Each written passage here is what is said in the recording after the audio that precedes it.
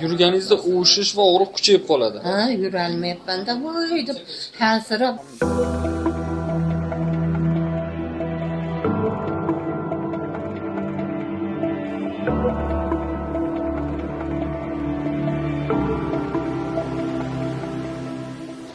Bemorimiz 2 oy davomida chap oyoqda kuchli og'riq kuzatilgan. 4 marta statsionar sharoitli больницada davo muolajasi olganlar, hech qanaqa og'riqlar qolmagan. Yurish masofalari qisqarib borgan, ya'ni 2 metrdan keyin o'sha og'riq kuchayishi bilan bizga shikoyat qilib keldilar.